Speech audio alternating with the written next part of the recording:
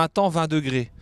C'est, je dirais, un beau slogan. Grâce à Sainte-Claire et nos œufs, puisqu'on fait une neuvaine à Sainte-Claire pour qu'il fasse beau le jour de son anniversaire. Depuis 20 ans, on n'a jamais eu une seule goutte d'eau. On remerciera donc Sainte-Claire pour cette météo particulièrement agréable et ce soleil qui a éclairé la ronde des géants. Et des géants, il y en avait pas moins de 36 venus du littoral, mais aussi de Berck, voire même de Belgique. Et tous ces géants ont un lien de parenté, à commencer donc par l'Islandais et la Matelote, qui sont mariés. Là, vous avez la famille proche, c'est-à-dire la mère, le père, les enfants, les neveux, les nièces. La Matelote a 4 enfants, des jumeaux nés en 2003. A un fils né en 2009 et la petite dernière en 2013. Et au travers des géants se passe l'histoire maritime de Grandfort, à savoir l'Islandais et le fiu qui est matelot pour la mer qui est pourvoyeuse de nourriture, le poisson. Après, il y a le fils aîné, le troisième des enfants, qui lui représente la mer qui est un moyen de communication.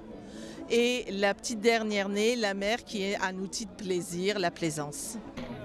Et cette famille de géants, pour les 20 ans de la Matelote, a donc invité tous leurs amis pour l'événement. L'après-midi viennent s'ajouter les amis, les parrains des enfants, et voilà. Ah oui, c'est toute une histoire, les géants. Les géants viennent de toute l'Europe en fait, c'est une famille d'Européennes. Pas européenne. Il y a des Belges. Oui, tout à fait, dans la mesure où on a les Belges, effectivement, européennes. Mais on aimerait pouvoir faire arriver des géants d'Espagne, puisque en Espagne, il y a beaucoup de géants et ils sont magnifiques. Donc c'est vrai que si un de nos enfants pouvait s'amouracher d'un Espagnol, ça rappellerait en plus l'histoire de Grand-Fort-Philippe. L'histoire de Grand-Fort-Philippe se transmet donc entre autres grâce aux géants. C'est en les regardant que l'on constate l'importance du patrimoine maritime. Mais cette histoire passe aussi par cette fête créée en 1995. La fête de la Matelote s'inscrit dans la valorisation de la mémoire collective maritime. On est très attaché ici à la mer, comme vous le savez, depuis toujours. Et c'est vrai qu'on n'a plus de bateaux qui partent à la pêche côtière ou à Islande, mais on se doit de garder et de perpétrer cette mémoire collective maritime. Et la fête de la Matelote y contribue. Et encore une fois, là où je suis le plus satisfait, c'est que cette année, outre le fait que ce soit les 20 ans, on a souhaité mettre l'accent sur un week-end festif ouvert à tous, et qui permet à la fois de s'informer, de s'amuser, et puis de se divertir, et puis de perpétrer justement cette mémoire collective maritime. Qui dit géant dit aussi porteur, bien évidemment. Bien que la plupart soient montés sur roulette, certains géants font entre 70 et 80 kilos, et porter une telle charge sur quelques kilomètres, qui plus est sous ce soleil, est loin d'être une partie de plaisir.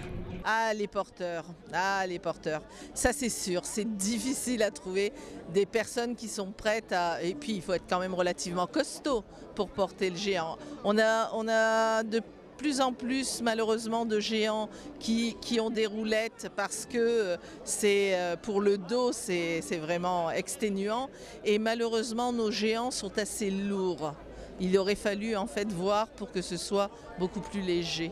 Ce sera pour les prochains enfants, s'il y en a encore? Ah là, ce seraient des petits-enfants alors, parce que je pense que la dernière née dit bien ce que ça veut dire, la dernière née, à moins que la mère devienne encore autre chose, on ne sait pas, puisque qui aurait pu dire que du temps des pêches à Islande, que ce serait un outil de plaisir et qu'on irait s'amuser sur l'eau. On n'y pensait pas. Donc qui sait, d'ici quelques années, la mer aura peut-être une autre fonction. Du coup, des porteurs, il y en a peu, mais il y en a quand même. Mais ces fous sont tout d'abord des passionnés. On est une petite dizaine, sachant qu'on n'est pas beaucoup à porter, vu que le 3/4 c'est des personnes âgées. Donc on est 2-3 à porter, pas plus. Oui, bah là il y a les géants de Berck, qui sont à roulette, mais qui sont aussi à porter. Il y a Valentine, la pêcheuse de crevettes, qui est de Petit-Fort-Philippe, qui est à roulette et portée également. Le géant de la musique de Grand-Fort-Philippe. Il y a les géants de Gravelines qui sont à porter et à rouler, et Grand-Fort-Philippe aussi. Oui, c'est lourd, oui, mais c'est l'habitude. Bon, rassurez-vous, même s'ils sont peu nombreux, ces porteurs se relaient au fur et à mesure du parcours, et se relaient même entre les villes, selon les événements organisés par-ci par-là. En moyenne, le mien, il fait 45 à 50 kg à grand fort. Après, la matelote, elle en fait un bon 80 quand même. Oh, bah, c'est devenu une passion. Je porte les géants de Grand Fort Philippe depuis l'âge de 16 ans. Donc oui, maintenant, c'est devenu une passion. J'ai commencé à Grand Fort, je donne un coup de main à Gravelines. Et maintenant, je porte Bourbourg aussi, donc j'aime bien.